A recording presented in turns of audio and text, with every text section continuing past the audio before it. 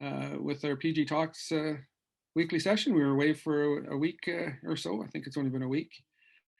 And I'm here with Tracy Calogheros, Chuck Nisbett, and Todd Corrigall, and Mackenzie Kerr will be joining us in a few minutes. She's tied up at work and will join us when she can. So this week, of course, everyone across the country shocked with the news of the discovery of 215 bodies in a mass grave at the Kamloops Residential School, and all the implications that has throughout the country for the residential school system and truth and reconciliation and dealings with Indigenous people and everything, and a lot of grief and pain for a lot of people who were involved in the residential school system or had relatives go through the system. And it's been a tough week for a lot of people. Tracy, how did this affect you, or what are your thoughts on this discovery? Well, I'm going to start by saying I don't think anyone that's been paying any sort of attention has any right to claim they're shocked. We've been told by elders time and time again, by survivors and by elders, that this happened at every school right across the country.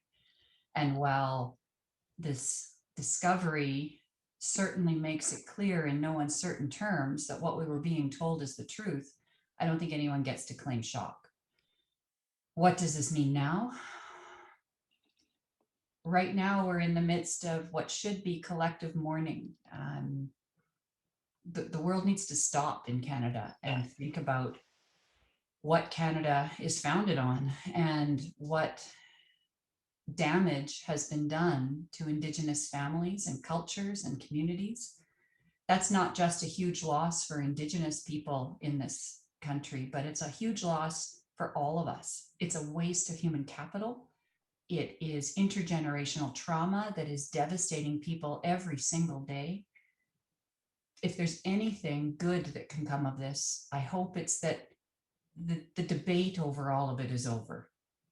Now what we need to do is find all of these babies in every school right across this country, repatriate the ones that we can, mourn them all, and try to begin to move together, I think, as a culture and as a country. I'm struggling. I don't have any kind of suave answer for you. I've been talking to elders for a long time, and I've spent a lot of time this week with Elder Clifford Qua from the Tla'atin Nation. And the stories that he's told me this week have continued to be illuminating. I think everyone needs to do some reading and pay some attention and make some room to center the Indigenous voice right now. Chuck, what did you think when you heard the news last week?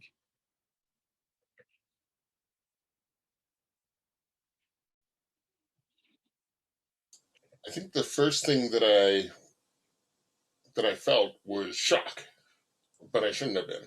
As Tracy says, I've known of what's happened in the residential schools for years. And then I started to think about it a lot more, and I started to think about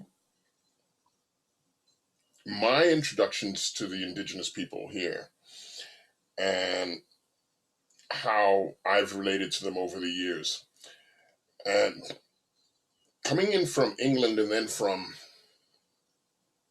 Alberta, I am from Calgary. I hadn't really spent a lot of time with Indigenous people before I came to Prince George. So that's 30 years ago. And I remember being at a powwow, going to cover a powwow in Quesnel with the Red Bluff people. And with Marilyn Story. And we got there, and we were all worried that we were going to be late for when this started and the grand entrance and everything. And one of the elders told us, well, nothing's going to happen until we have a sweat. And I had no clue what that was. So they said, well, come with us. They rounded up a pair of shorts and threw me in a tent with them, and I learned what a sweat was all about, and I learned a lot about Indigenous culture there in those next hour and a half. And the Indigenous people have always been there the whole time that I've been in Prince George. Every time something has happened, they've been there and they've been open and helpful. And I don't think we've all done that back. You know, last night I was thinking about this a lot, and I was thinking about there's a term that we never ever hear anymore. It's family of man. And when we were growing up, family of man was repeated over and over, all over shows, TV shows, everywhere. But I don't think it's used enough now. And I really feel that we have to understand that we're all part of the family of man. And if something happens to your brothers and sisters, you look after your brothers and sisters. So I think it's time that we looked after our brothers and sisters. Todd, how about you? Your initial thoughts when the news broke? And I mean, I appreciate how Tracy worded that. Sorry, you can't hear me? no, I just noticed. Is the stash new? Yeah. I appreciate how Tracy worded that. We don't have a right to be shocked by this. We've known to varying degrees that this has been going on had been going on for years and years and years and decades. I was fortunate to work with several survivors when I lived in Yellowknife and hear their stories from them directly, but more importantly, to see the impacts to them and to their families over the years. And so it's challenging. And so the news last week, it's hard to digest and it's hard to interpret because at the root of it, it's genocide. It's genocide in our country where we possibly have a superiority complex, possibly feel more important than we might be. And so to have those stark reminders, it really sort of knocks you back down and makes you understand how far we've come, but how far we still have to go. And so response becomes paramount now. And so, my thoughts not only went out to the families, obviously, and as they find out that those are their children that they've never been able to find or hear from. It's response. What's the response? What's the appropriate response? What's the appropriate level of engagement, of involvement, of dialogue at every level? And how do we respond? And how do we collectively as Canadians get on board with that response? Because it's vitally important for how we move forward. Mm-hmm. Absolutely. And speaking of the response, go back to Tracy. What are your thoughts on the federal response? You might not have seen it, but the federal government announced this morning that they will help bands access $27 million that was earmarked in 2019 for helping families try to find where their children have gone from residential school. They find missing kids. I don't think when they allocated the money at the time, I don't think they thought of ground penetrating radar, but there was some money there, and there is $27 million. I'm sure there's more to come. Yeah, I don't think $27 million is a patch. There's a lot of work to be done here. I think it's 139 schools across the country, and 27 million is not going to be able to do the work that needs to be done at all of them. I would suggest that even just the surveys and the ground penetrating radar would eat up $27 million in very short order. And in no way, shape, or form should any of the expense for this or the work for this fall on Indigenous people or their communities. I think that this is something that the state needs to take on, and we need to do it in a way that is guided by the Indigenous people whom this affects. So they should be in the driver's seat, and we should be the ones writing the checks. And I think that once we have worked through at least finding all these people, these babies, then perhaps we can have another conversation about what comes next. I don't think anyone knows what comes next. Todd's right. This is genocide. There's no question. The intent here was to wipe out a culture, and there really is no other definition for genocide. I'm reminded by my curator at the museum who did her fieldwork at Kamloops Residential School. She said the 215 is only day one. How many more days are coming, and how many more are there to find? So $27 million isn't going to cut it. We need a whole lot more than that just to do that work. And there's a lot of areas around Indigenous material culture being held in collecting institutions, ancestral remains being held in collecting institutions. There's a whole piece here that isn't just these poor babies under the ground. It's what was done to Indigenous culture right across this country by the culture that was in power, and that was white. It's time for us to address this in a real way, and it's not going to be cheap or easy or quick. This doesn't get fixed in a 4-year election cycle. It took hundreds of years to create this intergenerational trauma, and it's going to take a long time to help our friends come through it. I like the family of man. I think that that is a really good term and a good way to look at this. We're not fixing this tomorrow. Mm-hmm. Chuck, your thoughts on next steps and whether the federal response thus far has been overwhelming and underwhelming? I don't think it's underwhelming. I think they're reeling like everyone else, you know, and trying to figure what they should be doing next as well, what we all should be doing next. And okay, they've had this fund that's been sitting there, and they're trying to make people aware of it and how they can access it. But that's not the fund that's going to be needed to work through this. There's going to be so much more that needs to be done. You know, it's important for the government to come forward and say, this is wrong. This needs to be fixed. Well, it can't really be fixed, but it needs to be addressed. And we're here to help how we can. And as Tracy says, they just need to open the checkbook and let the people who need to search and find out what really happened do what they need to do to make it happen. They need to let the Indigenous peoples that have lost so many of their children through the years discover exactly what happened to them and heal. You know, and that's going to take a long time, and it's not going to be cheap. And I don't think we need to worry about that. You know, the money is not the question. It's letting people heal. And you know, when something happens to your brother, you don't worry what it costs to go help him. You go help him, right? So let's just go help. Mm-hmm. Todd, do you think the Fed should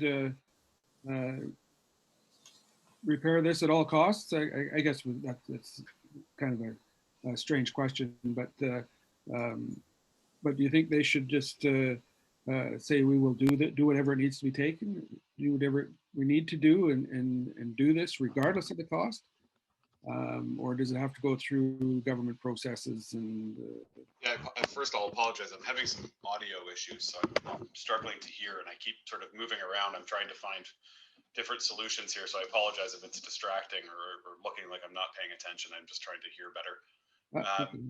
So I don't know. It's not my decision. I'm not in the position to make the decision. I think where I'm struggling is, you know, however many years ago since this government was elected, they promised clean drinking water to Indigenous communities. They've failed on that front. They've failed on building other bridges with Indigenous communities. They've continued some legal battles with Indigenous communities. And here we are potentially towards the eve of an election being called, and this travesty comes forward, and we didn't see a quick response, and that's fine if it's a concerted effort behind the scenes to work collaboratively to find solutions.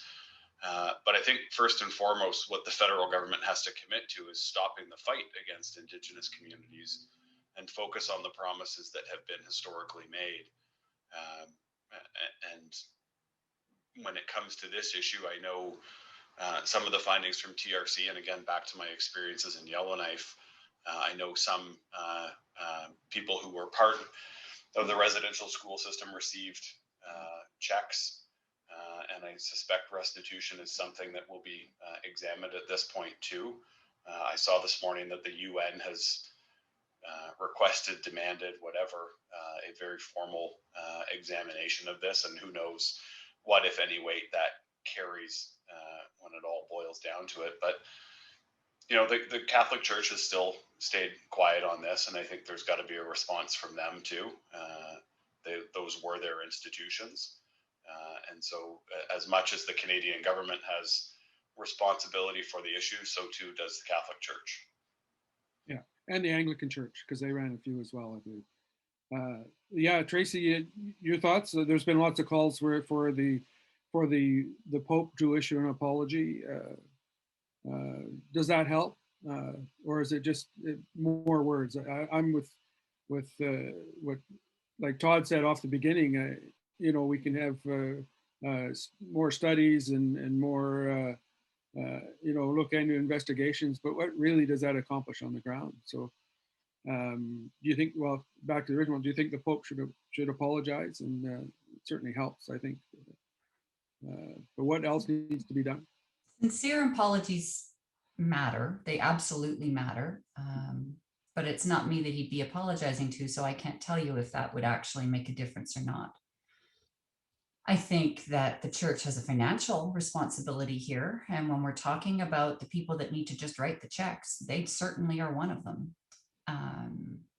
You know, until people admit the truth, the unvarnished, ugly, horrific truth, whether it's a religious organization or a governmental or an individual who just is non-Indigenous and lives in the area, until everyone admits, accepts, and understands the whole truth, you can't really have a conversation that is any sort of a sincere apology or an authentic path forward. So I don't know. I am not a religious person, and I do not hold out a lot of hope that organized religion is going to step up and be part of a solution here. And I don't know that they'd be welcome, but I do think they have a responsibility and they have a duty to determine how they can best mitigate some of the harm that they have visited on families and communities all across the world. But right now we're talking about Canada. Mm-hmm. Yeah, I've told a story many times. I was at a meeting at Redstone, west of Williams Lake, a century ago or so, back when I was young. But they had an elder get up and bless the meeting like they often do, and her name actually was Emily X. And she spoke in her native tongue, and which was, you know, I didn't understand it. Well, I didn't understand any of it, but it was interesting because about halfway through her blessing at the beginning, I kind of think that like she switched, and I wasn't sure what she'd switched to. But then at the end, there was the, you know, the like the almost the Gregorian chants. So she'd switched halfway through into Latin, and then into, because basically they're all devout Catholics. They've been brought up Catholic for 100 years. They've been Catholic or more. So it's, so you got to think that something from the Catholic Church would certainly help, because a lot of Indigenous people were brought up Catholic and are devoutly Catholic and go to church. And I've often thought that's got to be hard to reconcile internally in your mind when you embrace your Indigenous heritage, but you're devout Catholic as well. So, Chuck, Pope apology. You know, that's an interesting thing. I was raised Anglican in England, and I was even a choir boy, believe it or not. with a lovely soprano voice. And, but I haven't been with the church for years now. My wife is Catholic, and she mentioned to me this morning that there are so many Indigenous people that attend church, Catholic Church at Sacred Heart Cathedral. And it would make so much sense for the Pope to apologize, because all these kids were raised Catholic. They were forced to be Catholic. You know, it wasn't you have a choice. It was you will attend Catholic Church and you will learn to live by our Catholic standards. And so many of them are still follow that religion, and it would make a lot of sense, I think, for the Pope to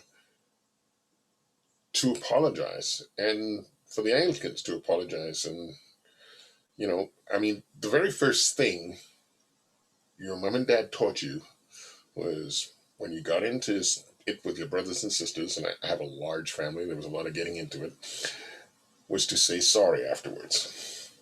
You know, and that was the first part of healing. And I think that makes a lot of sense, is if everyone can say sorry meaningfully, and then work towards fixing things after that. I mean, that was always the first step as I grew up. And I think it should be the first step here. And I think it would mean a lot to those people that have kept the Catholic faith after all this time, and believe that their God will look after them. And if they must be really, really shocked to the core, as many people are right now, with what happened and what they found. So the church coming forward would make a big difference. And as Tracy says, I believe that the church is going to have to do a lot more than just say sorry. I think they're going to have to step up and say, we're here to find out exactly what happened too, and we're going to have to do what it takes to discover, through whether it's, you know, ground penetrating radar or access to files. I was listening to a interview with what's her name, Michelle Trepel-Lafont this morning, and she was talking about trying to find documents that the church would not let them access. Those things need to be accessed now. Records need to be unsealed so that people can find what happened to their families and understand what's been going on. And I've read stories about people who left the residential schools and thought that other kids had escaped from them as well. And now they're wondering, wow, did they escape? Or were they killed? Or what's going on? They need to know who these people are. And I think everybody needs to know who these people are. And there's an awful lot of healing to be done. And it's going to take a long time. Todd, 215 kids, and yet there doesn't seem to be any documentation as to who these people were. Do you buy that, or do you think that could have been, they could have had that callous disregard where someone dies and you just throw them in the ground and be done with it, or that records were kept? And I suppose part of this is how far back it goes. 1890s, probably, yeah, they'd probably just bury him and be done with it. But you would think that later on, into the 50s, 60s, and 70s and 80s and up to that the records would be kept. So, I think that's part of the shocking part, is nobody knows about these kids or who they are. And you'd think that the church would have that information. If I'm being brutally honest, Bill, I think that's the least surprising part. I think the fact that they've put these children, incredibly young children, in unmarked graves is horrifying. And I can see exactly how they would have destroyed any paperwork or any knowledge about who they are, where they've come from, who their parents are, how they were obtained, how they were brought there. I think that to me is the easiest part of this to comprehend. It's unfortunate. It's frustrating. And I think we've already seen, there's such a high suicide rate amongst Indigenous communities, and a lot of it can stem back to, I think Tracy pointed this out at the beginning, these sort of generational genocides that have taken place. And you live through that. You hear the stories from your elders and from your family members about what your cousins, grandparents, whomever had lived through, survived through, was possibly killed in. And so these suicide rates that are so high, and you see this happen again, I'm sure there's been a spike in those numbers in Indigenous communities across the country as a result of these findings. And so as disgusted as I am to say it, it's the least surprising part that anything about these people would have been destroyed because they want no responsibility for what transpired at any point in the life cycle of these schools. Mm-hmm. And I can see another one of the arguments that the churches would put forward, and I've heard this before, and they'll probably do it now, is that they were simply doing what they were told to do by the federal government. Oh, please. I was just going to go to Tracy. Do you think, do you give any credence to that? No, I absolutely understand that the federal government is the one that created the policy and created the situation. But the individuals that were running those schools were making choices every day. Choices to sit in their own banquet hall and eat their food and feed these kids Spam and powdered milk. Choices about having registered nurses or doctors or not at any of these sites. Choices about letters going to families that say it's a privilege for you to have your children home for Christmas and you'd best give them back to us or you won't see them next year. The choices that were being made by the individuals there in the name of whatever flavor of God they were choosing to make those choices in were individual choices, and they were sanctioned by the church itself. And I think that there are still some records in various dioceses across the country, and I think that it's time to break open all of their archives. Every church out there has a massive archive, and they are incredibly protective of what's in them. And so all of that has to open up. And I do not absolve the state of any blame, but I sure as heck am not prepared to accept an argument that, oh, the prime minister told me I should beat this 3-year-old and then tell its parents it ran away while I dump it in an unmarked grave. I don't buy that for a minute. Those are choices that are being made by individuals, and they're evil. Yeah, and I think we learned the lesson in the last century that I was just following orders isn't good enough. Well, and to Tracy's point, I'll preface this by saying I'm Irish, so I was raised in a Catholic household. I'm not religious, although I did spend time with the church. Churches are free from taxes. They are free from lots of encumbrances that allow them to operate. And if Tracy's right, and somewhere within the diocese are documents and ledgers and historical information. I think we saw some of this with, I'm forgetting the actual name of it, but the instance with the Catholic priests in Boston area that were being moved around after they had sexually assaulted children. Then I think we have a right to understand that, because truly their lack of tax payment comes down to the rest of the taxpayers to cover their lands and their operations. And so you don't get to go about your day-to-day life without checks and balances. I can't. Why should the church be allowed to do that? And so I think there's got to be some recompense somewhere. If they're not willing to participate, then there's consequences on the financial end that have to be addressed. I agree. And we are still giving public money to Catholic schools. and other religious schools across the country. And I don't understand how, with a track record like they've got, that we would continue to do that. I absolutely don't agree. Yeah, it's mind-boggling. I agree. I've felt for years that that churches should pay taxes on the properties they hold.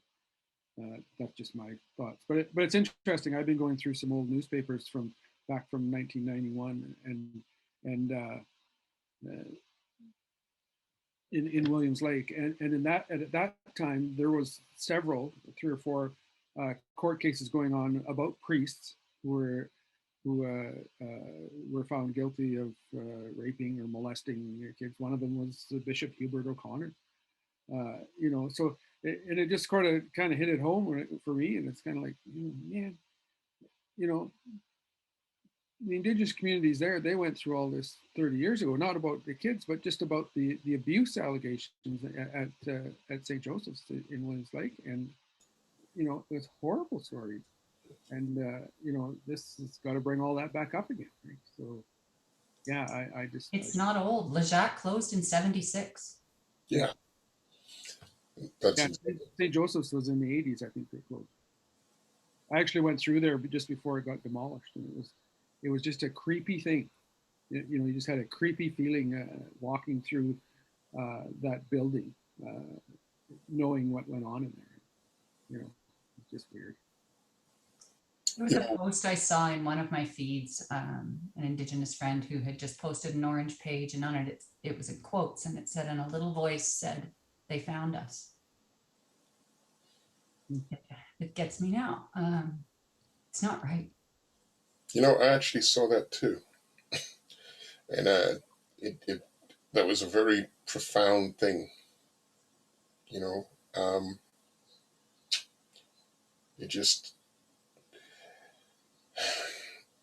This is such a horrific event.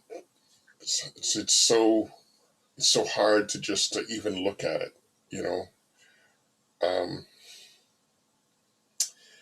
and again, my wife brought up something. We have this cancel culture that as soon as something like this happens, they want to rip down every part of it, everything that had any relationship to it, and obliterate it as if it was never there. But I think much more important is to leave those things there so we can see what we did and not do it again. So we can see where we've come from and move forward. Because if you just take everything down, what happens to our history? What happens to thought about the past, thought about what we did and how we've come through it? You need to have those buildings, say the Kamloops School. It can all be repurposed for better, or if you have a statue or a monument to somebody, they can be added onto, and their story can be expanded to show what happened, and people can learn from that. I don't think it's right to just rip everything down, clear it all away, and pretend it never happened. We need to look things clearly, squarely in the face, and just say, this is what we did. Now we have to do better. We have to show everybody that we're ready to move forward and do it better. I don't think, this is a little bit off topic, the States went through a thing last year with the George Floyd and the Black Lives Matter, which was kind of a misnomer in itself. I mean, yeah, Black Lives Matter, White Lives Matter, Red Lives Matter, Yellow Lives Matter, everybody matters. So lives matter. Every life matters. and they went through this thing where they ripped down monuments to people who were against canceling slavery and everything, emancipation. And I don't think it's got them anywhere. I don't think they've moved ahead at all. And I don't want to see Canada do the same thing. I want to see Canada move forward in a concerted, thoughtful way, thinking of the past, not negating it and forgetting about it. Kids should learn about this in school, not when they're 23 years old, suddenly they're in university and they go, well, I never heard about that. They should know it from when they're taking humanities and social studies in grade 10, or earlier, that's to be determined. How early do you start? But, Chuck, I offer a counter position on the sculptures. I live in the museum world, so an awful lot of what we do is dealing with stories that need to be told. And when I think about the experience, the idea of someone tearing a baby out of my arms and taking it off to residential school, and then all of the trauma that created, and then I would be looking at a sculpture of the man who wrote those policies. I don't know that I'd want to look at it in a center square, in a downtown city space, and I don't know that I'd want anything to do with it. However, I do think there is an opportunity for museums, art galleries, sculpture gardens even. If you ignore who the sculpture is of, there's an artistic discussion around the actual piece of artwork. And then if you address who the sculpture is of, you have the opportunity to have a sculpture garden full of these artworks, and you can talk about the evolution in society then, but you don't have it in a place that is in a venerated square out in front of Parliament or at City Hall. That's an idea. We honor our veterans with the cairns and the cenotaph. I don't want to honor people who did evil, whether they did it in ignorance or not. And I don't agree that we should hide it. I just don't think we should be putting it in places where it's up on a plinth and people are forced to see this every single day. Yeah, you have a solid point there. You really do. A sculpture garden sounds like a good idea, because it's somewhere where you would have to go to look and see and understand what was going on. It's not out of context then. It is Yeah. in context. And I think we've talked a lot in my industry about what to do with sculptures we've talked about it for a long time, but there was lots of conversation about it last year, as you pointed out, in the US. And I think the sense is that to be confronted with the kind of interpretation, whether you're talking about slavery or residential schools, if you're wandering down the street to admire the flowers and stop for a coffee, and then you're confronted with this, it can be triggering for people that shouldn't have to have additional trauma visited on them. And so I do think that the general consensus seems to be coming around to this idea of sculpture gardens, installation in museums, in places where you're going prepared to learn about things, not just slamming into it unprepared. Yeah, I think that's a very good idea, actually, Trace. Yeah, I've thought for many years that we should re-examine who and what we deify. Quite often, it's the old, the history is written by the victors kind of thing. So a lot of our statues, a lot of our monuments are decided upon by those who were on that side of whatever part of history is, right? I to use the BC as an example, the Socreds ruled this province for 20 some years, whatever it was. And if you go around the province, there's a lot of stuff that are named for those social credit ministers. And not to say that they weren't good people and did a lot of good stuff, but they weren't supported by everyone. We got Alex Fraser Bridge, we got W.A.C. Bennett Bridge, we've got all these things. And I think that we should really examine who gets to name things and what kind of monuments we really want to put up, because too often it's people because they have the ability to, they're praising their friends. So, and I think that's part of why we see a lot of these things is that, why do we put up a John A. MacDonald thing? Well, it's probably friends or people who idolize them who have to make those decisions that, okay, let's put up a John A. MacDonald statue, and really we should be farther removed. I don't know. I'm losing. We also have to stop expecting our leadership to be only one thing. People can be evil and do a good thing, and the opposite can also be true. It's just because someone is in leadership doesn't mean that they are uniformly to be deified. Exactly. So, yeah.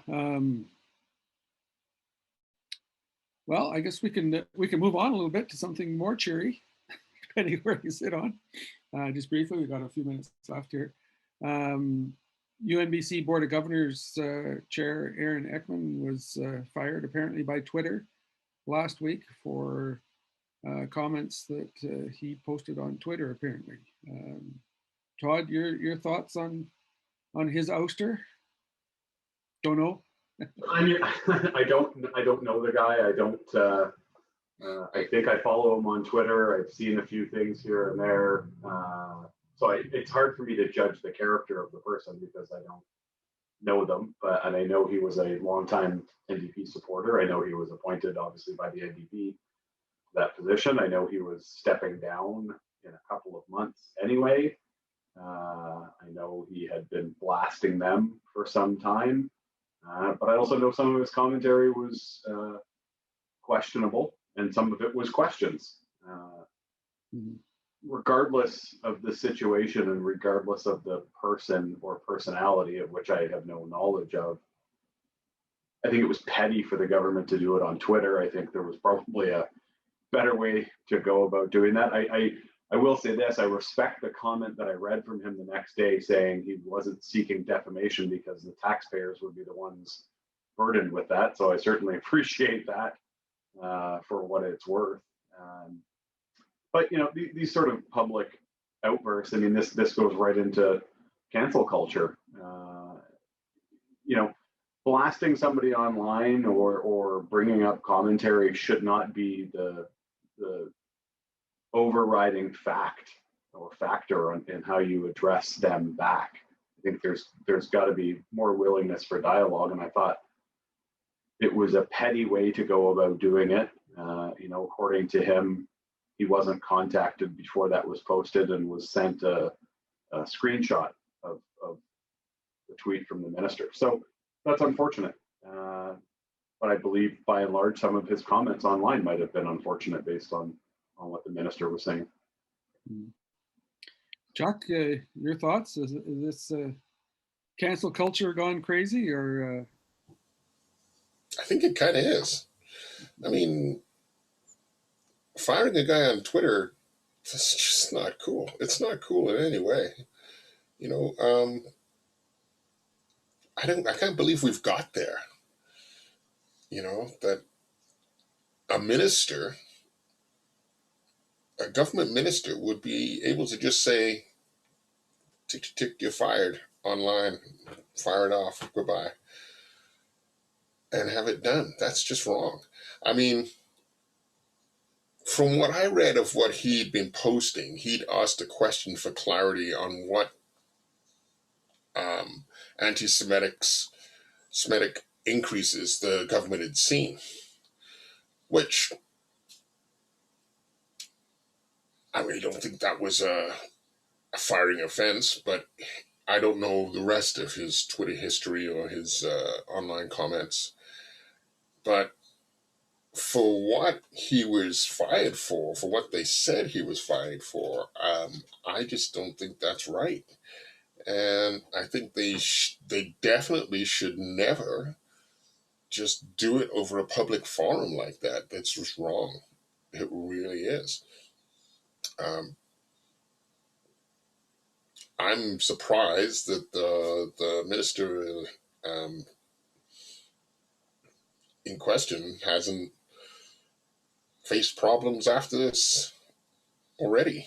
You know, I mean, I I think you would have to stand before the rest of the government and say, yeah, well, you know, why I did this was because I don't think you come up with a reasonable explanation. I don't think you can come up with a reasonable explanation to fire somebody on Twitter.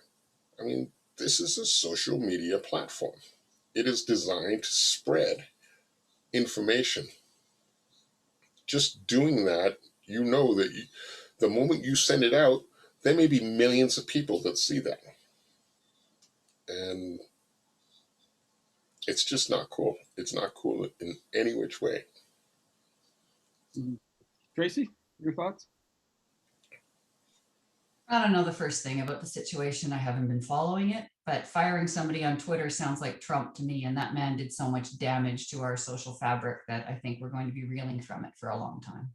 But I can't give you anything more than that. I have not been following the story. My thoughts are, you know, usually when someone is fired dramatically, it's a culmination of things that have gone on for a long time. So I get the feeling that